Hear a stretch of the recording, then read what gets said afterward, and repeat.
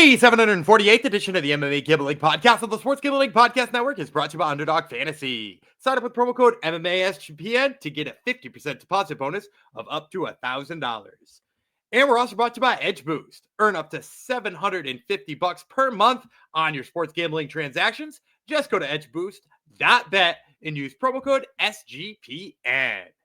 And finally, we're brought to you by Rhythm, the leader in data-driven picks and props. Get your 7-day free trial today by going to sportsgamblingpodcast.com/RITHMM.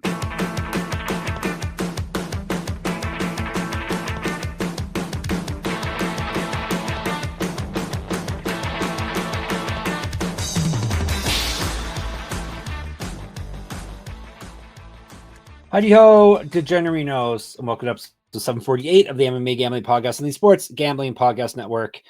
Going out to whoever it was, I think multiple people, it seems like, who came up to our bosses and told them that we're killing it on our show. Thank you. I'm sure you weren't talking about me. You talked about my co-host killing it, but nonetheless, I was included in the boss's compliment. Yes, so thank you, whoever did that. I'm assuming probably in Vegas. I'm assuming it was probably in person. I didn't want to ask.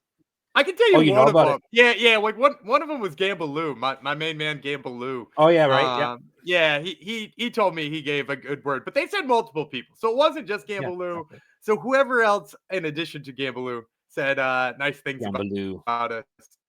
Yes, goes out to you. I didn't want to ask too many questions because that would be like arrogant. Like, oh yeah, what do they say about us? Who said it? What did they? Anyhow. Another thing, today is Monday, everyone. Your calendar may say it's Tuesday, but it's not. It's Monday, okay? And just remember that. You listen to this podcast on Monday, and then you're going to listen to our next episode on Tuesday. All right, cool. I am your host, the Canadian capitalist, Jeff Fox, and we're finishing off our Oktagon 66 coverage with this episode. We got the main card here. 6 fights. I forgot there were 6 fights. I only had 4 prepared. So while I get the very last one prepared, my co-host, who's back from his deathbed, he didn't miss a show. He came through with every show. This is Monday, like I said. He's going to tell you about the main card of the promotion while I get info together for Kamil Oniszczuk. Tell the people. Yeah. So first of all, thank you to everybody who was understanding of our 1-day delay of the main card of Oktagon. We usually like to get you 5 days in a row during the week, but obviously. My illness did not allow for that to happen. So thank you guys. Also, thank you to everybody who skipped over the part where I was talking about being sick in the last episode, because we got a couple of comments on YouTube about how cold I looked. Yes. They were like, oh, is it chilly where Gumby is? And it's like, shout out to you guys because, at least you're trying to get to the picks and all that kind of good stuff. Was not cold, was violently ill. For this main card, this is an exciting card, first of all, because it's the first Oktagon card of the year, right? We're getting Oktagon for the first time. And then in addition to that, it's the beginning of the newest Tip Sport Game Changer. Oh, yes, right. Yep.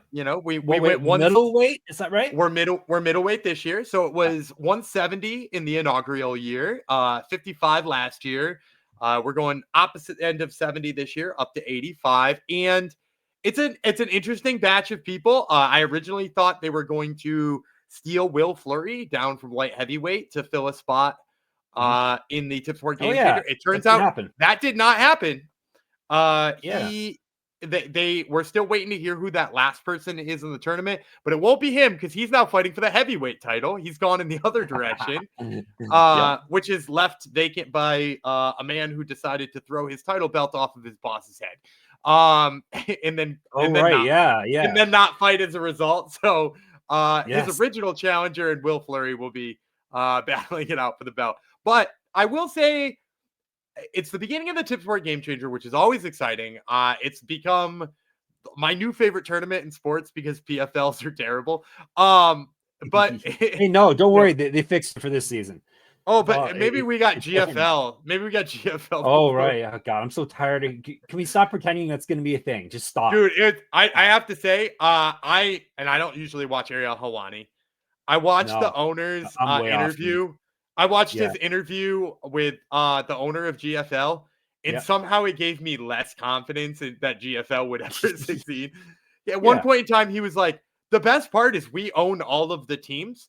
So we can just trade whoever we want to wherever we want to make whatever. And I'm like, then it's not a team sport, dude. If the NFL could just trade, if the NFL could just trade Mahomes to the Cowboys, like it wouldn't be the NFL. Like that's not how it works. You can't have one person have interest over all 6 teams. So yeah, and then he was like, "We're gonna make the fights people want to see, like Dylan Dennis versus Tony Ferguson." That's a fight. Is that a fight they're gonna do for real?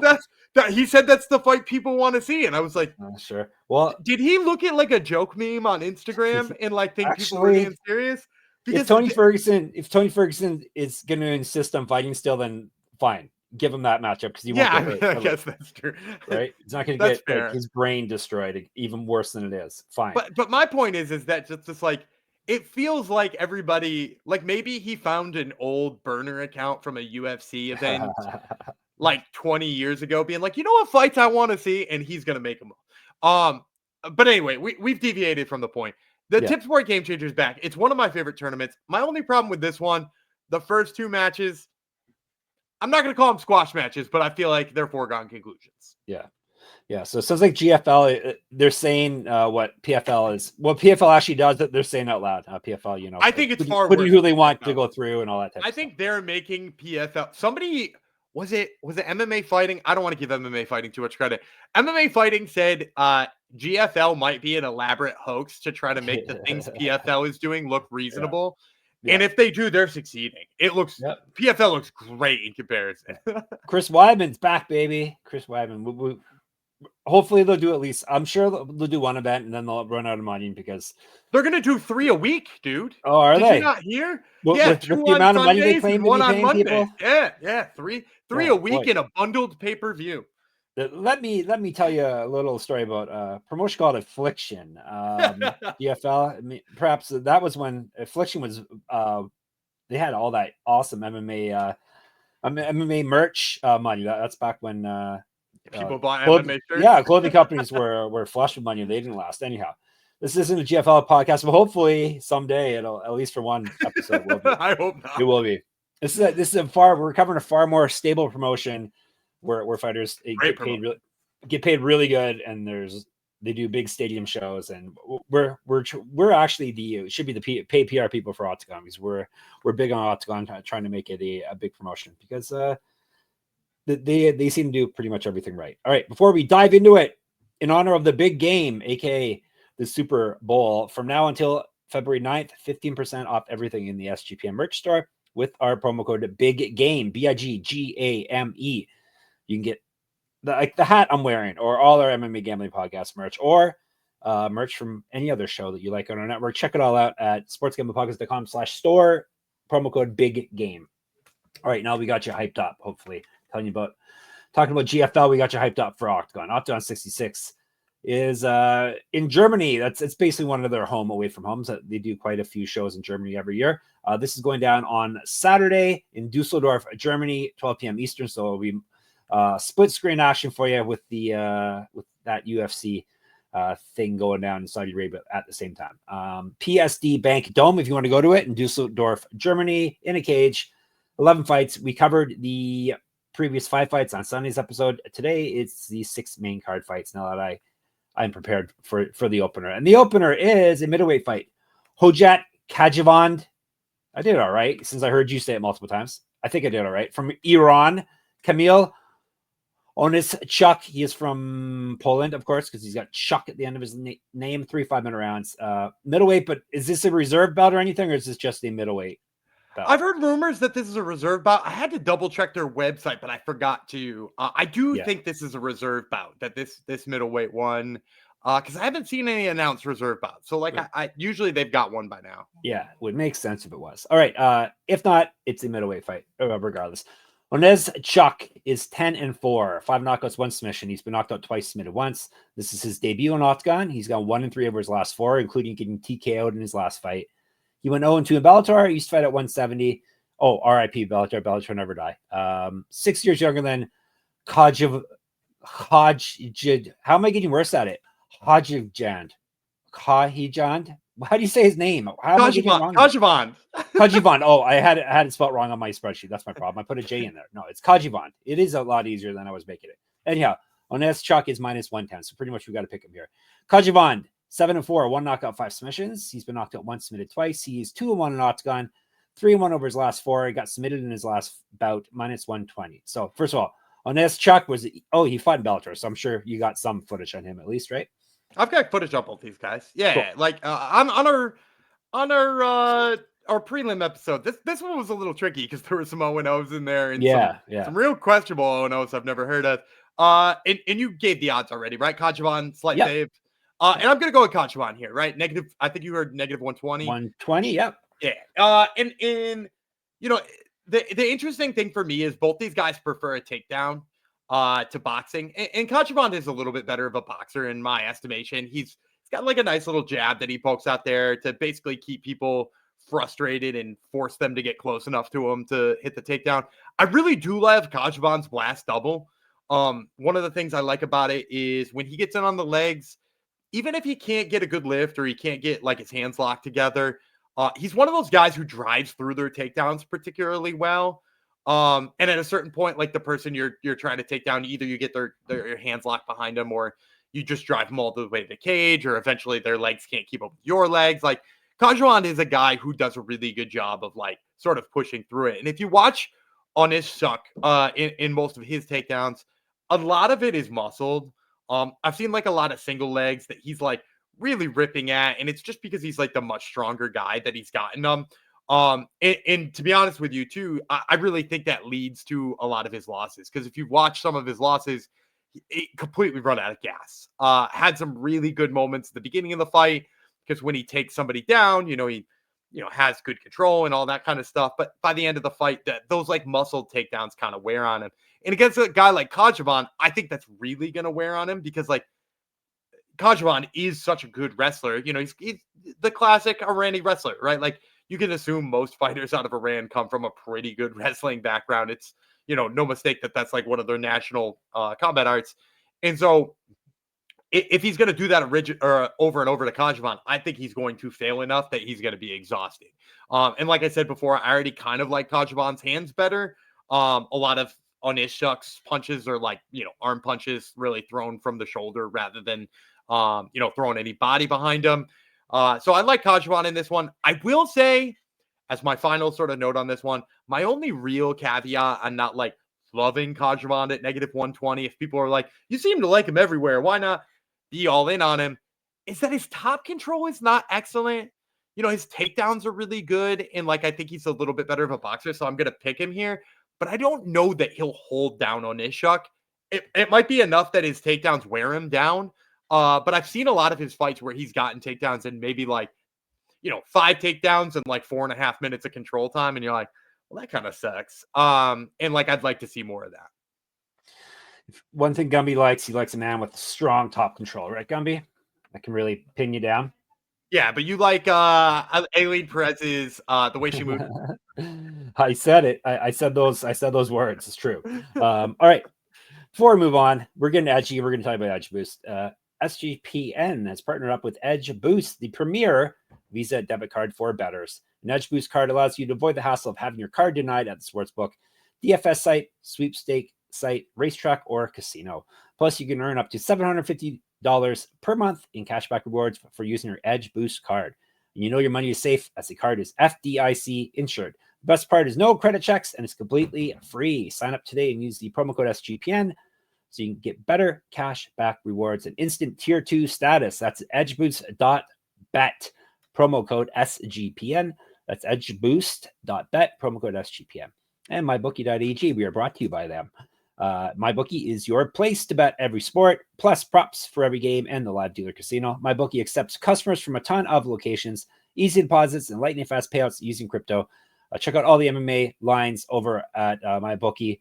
And when you do head to mybookie.ag, make sure you use our promo code for our little show here, MMA SGPN. That would help us out greatly, but also it would help you up because it's a promo code, and it would give you a 100% deposit match up to $1,000 plus $10 casino chip. That's mybookie.ag, promo code MMA SGPN. All right, let's get you some more picks, shall we? We are moving on up. 170. So that will be welterweight.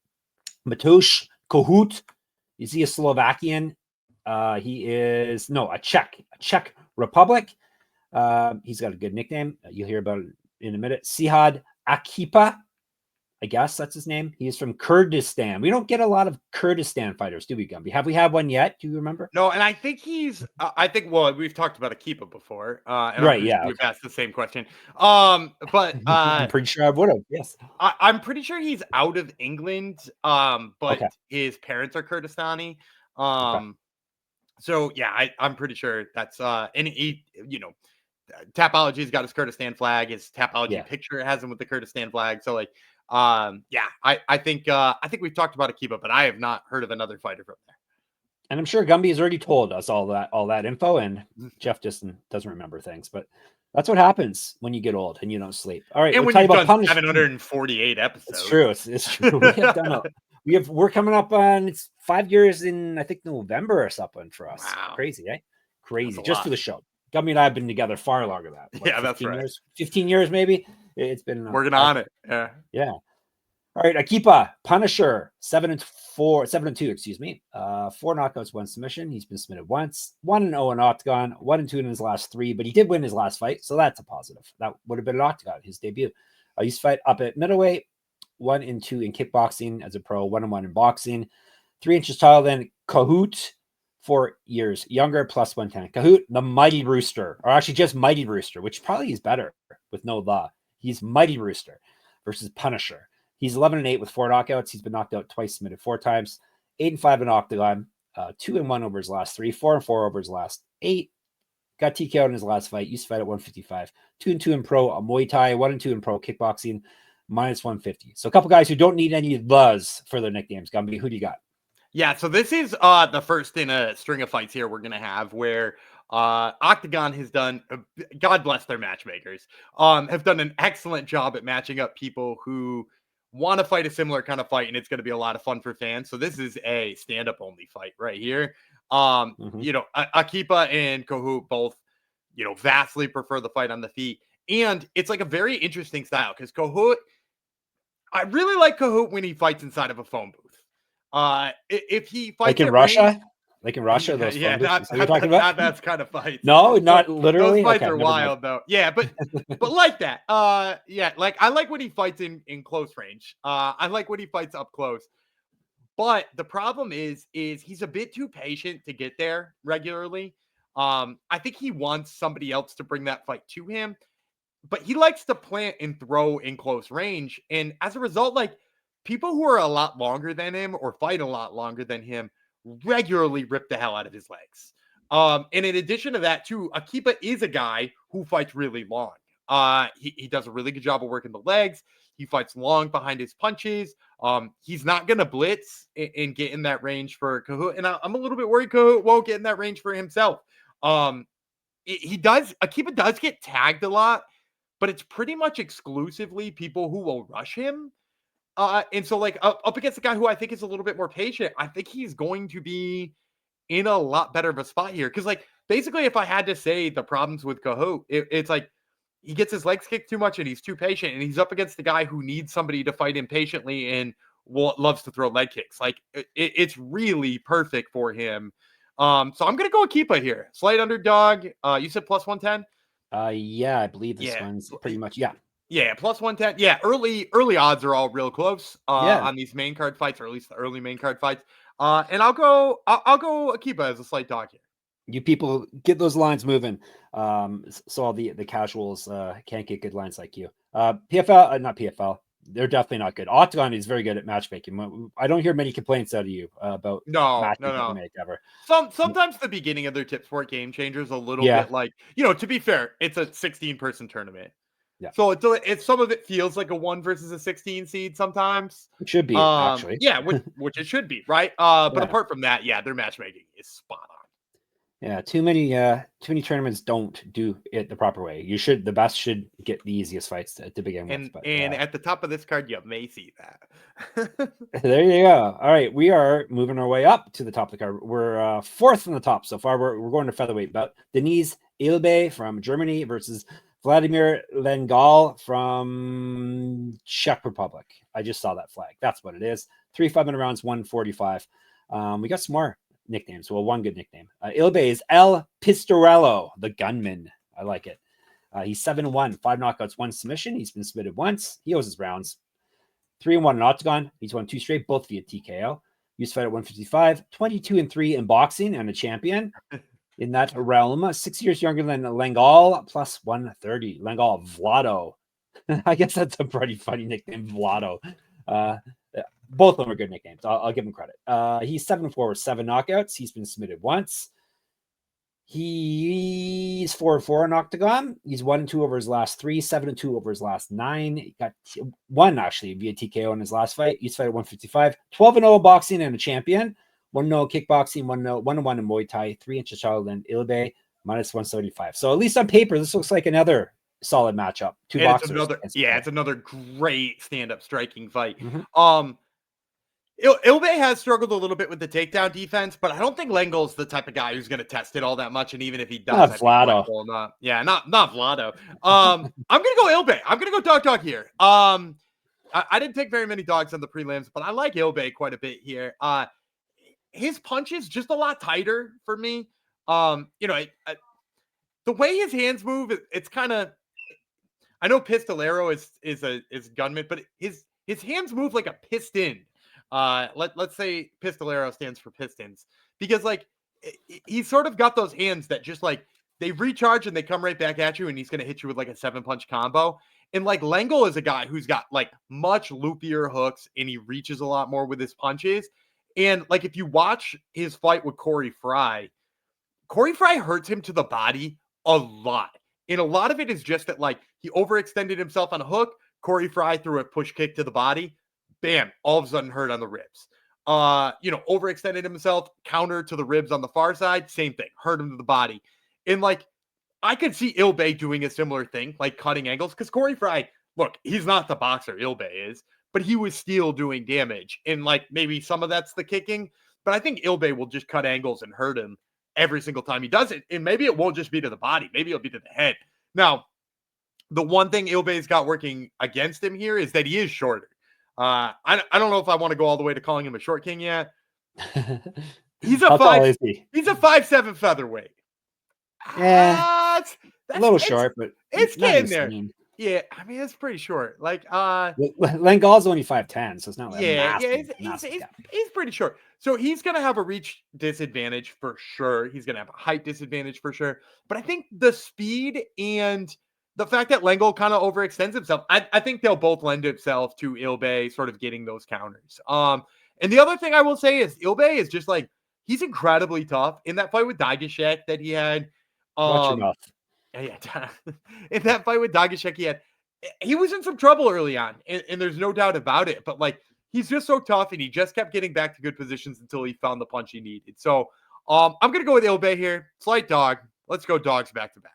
Hey, let's do it. Nothing wrong with a bunch of dogs, right? We both have a bunch of dogs. Let's get some more dogs. All right. We are third from the top. Let's just keep banging out these picks, shall we? See if Gumby can get us some more dogs here. Okay, there's only 2 tournament fights, right? This episode. This is one of them. Yeah. Matouš Peňáz, he is from Czech Republic. David Zawada, you may have heard of him before. He is from Germany. This is Tipsport Game Changer. Round 1, middleweight. Fight 3 5-minute rounds, 185. Zawada, Sagat. Oh, I led myself right into that. Sagat is he's from Street Fighter, right? And I think what I said was from Mortal Kombat. Kombat. Very close. Very close. Sister games. Zawada, 19-10. 12 knockouts, 5 submissions. He's been knocked out 5 times, submitted once. 2-1 in Oktagon. He's gone 1-3 over his last 4, 2-5 over his last 7, 3-7 over his last 10. Basically, I'm painting a picture. Things aren't going so hot for him over the last half of his career here. Got TKO'd in his last fight. 0-2 in PFL, 3-2 in KSW, 1-4 in the UFC. A regional champion. Used to fight at welterweight. 2010 pro MMA debut, plus 240. Peňáz, Money. That's his nickname. 9-1 with 8 knockouts. He's been submitted once, so he owes his rounds pretty much. 9-0 in Oktagon. He's won 3 straight, all via TKO. He's not lost since August 2022. He went 0-1 on Contender Series. Who did he lose to, Gumby? His only career loss. This is so painful for me to say. Cedric Dumas. There you go. Yeah, it's rough. A Florida man beat him. That's a tough one. Used to fight up at 205, so light heavyweight. 5-2 in pro kickboxing, 2-0 in Muay Thai, and the champion there. 6 years younger than Zawada, 4 inches taller, 8 inches reach. That's insane. All three of those numbers. Minus 350. I'm guessing you're not going dog here again. No. And also, and I hate bringing up that loss to Cedric Dumas because, he clearly would have torched Cedric Dumas on the feet, and for some reason, he shot a takedown or got into the clinch and got himself guillotined in a minute's time. That's an even worse way of losing to. It was it's not a flash knockout. There's no reason for it too, because Peñáz looks like a damn praying mantis. The guy, he's got the longest limbs I've ever seen on a human being. He puts Wemby's limbs to shame. For body, it looks less proportional to what his height is than the biggest, tallest, longest basketball player. His reach is insane. And for some reason he was shoot a takedown here. And also on the stage where knockouts matter more than anything in the world. So I don't know why that was his thought. I really truly believe if Peñáz didn't shoot that takedown on Dumas, we'd be talking about him as a top 10 middleweight in the UFC. I think he's that good. His range is insane. The power he generates off that range is insane. He low-key has pretty great takedown defense. Zawada has been knocked out in 3 of his last 4 fights, and we're putting him in there with a knockout artist. Give me Peñáz as quickly as you possibly can. I can't believe this isn't negative 1,000. Negative 350. Maybe soon. Negative 350 should be in your parlays. Let's just say it that way. There you go. Get that in your parlays. Do books have props for Oktagon? Not yet, but usually by the end, at least totals. You could probably pair Peñáz's money line with his total to get it a little bit better of a number too. Yeah, I was gonna say knockout prop could be in order. It probably would be a pretty nice if he's only minus 350 on the money line. You probably can get a pretty decent number on him on either a total or a knockout prop if you can get it. All right. No dog with that pick, but I'm going to tell you about underdog anyhow. Gummy's got some more underdog picks, but this is a different kind of underdog. This is underdog pick'em. Underdog pick'em is one of the biggest menus for all sports. Underdog is always making it easier to win with profit boosts and gimme pick'ems. NFL, college basketball, MMA, that's us. NBA, NASCAR, and more. You can now use special boost on all flex entries. Gummy's going to give you a play for maybe don't make one for Monday night in case this doesn't drop in time. Maybe make it for Tuesday going forward. Yeah, let's go Tuesday night in the NBA. We're gonna go to Blazers versus Bucks. That's happening at 10 p.m. So this should get to you by then. I'm gonna go the higher than on Giannis's rebounds. Not that he has been a machine scoring. He's got 34 in 4 of his last 5 games, but he's also got 13 or more rebounds in 4 of his last 5 games. So get in on those Wemby rebounds, and hell, might as well do the combo of rebounds plus points as well while you're at it. So yeah, plenty of ways to get in on some Wemby action or some Giannis action. Yeah, you said Wemby twice. You're getting your freaks mixed up. This is the Greek I'm getting freak, I'm getting those long arm dudes all mixed up. Yeah, no, it should be. I said Giannis the first time, and then I switched to Wemby because I was talking about his crazy arms before.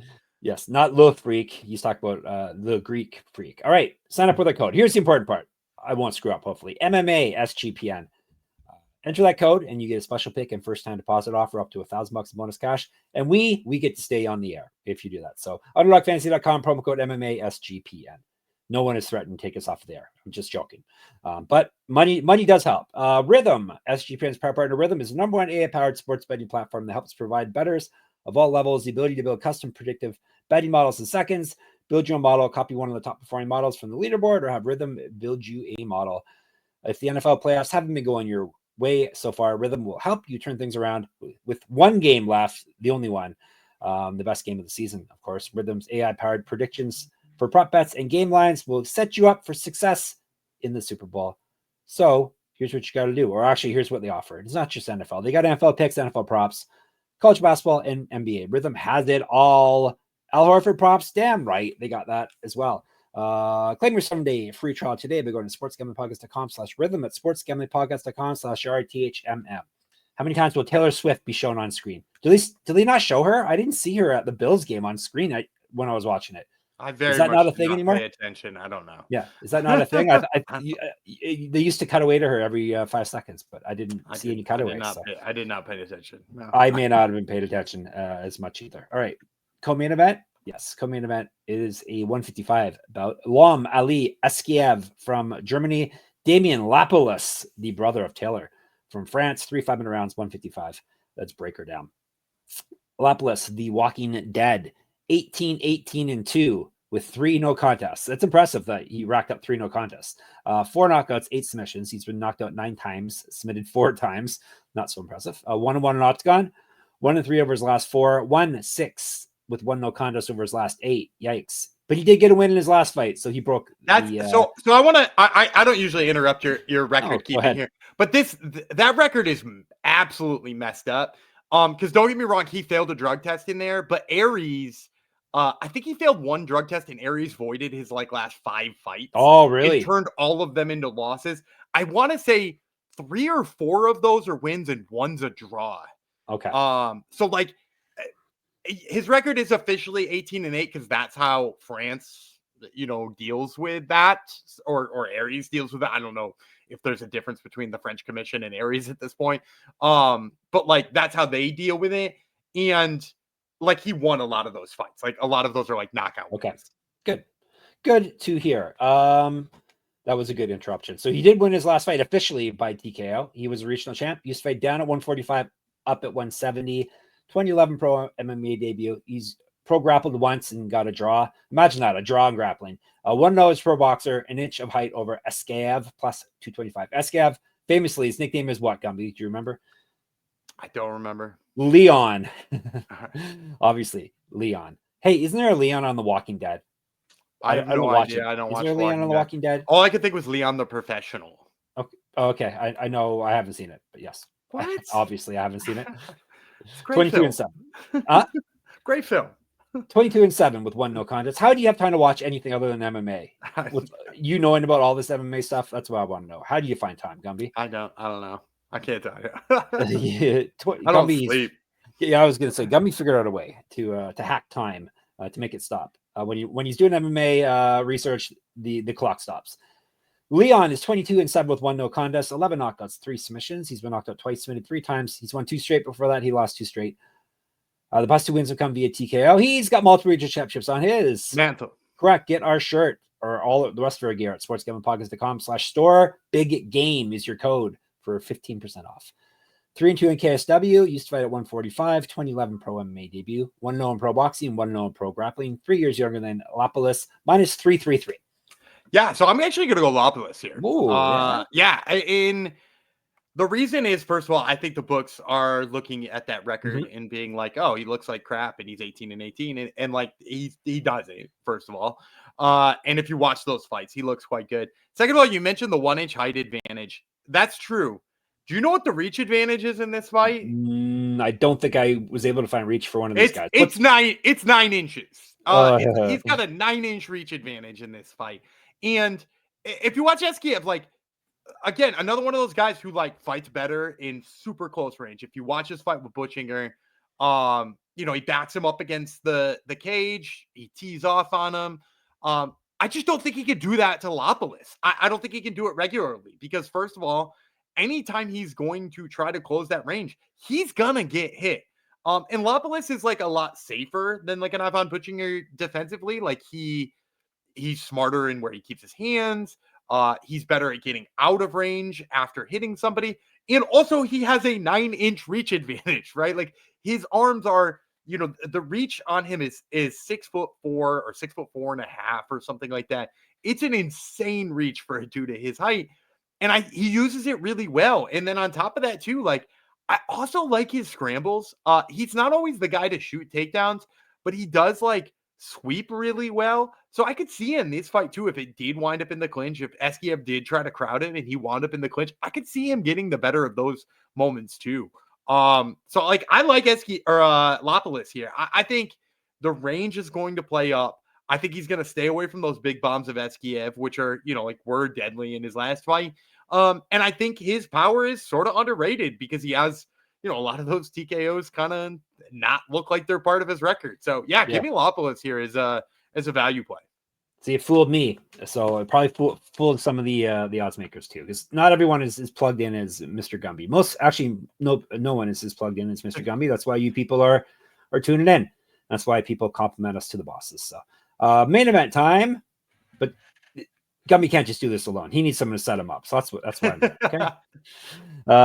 He couldn't do it with anyone else. Kerim Engizek.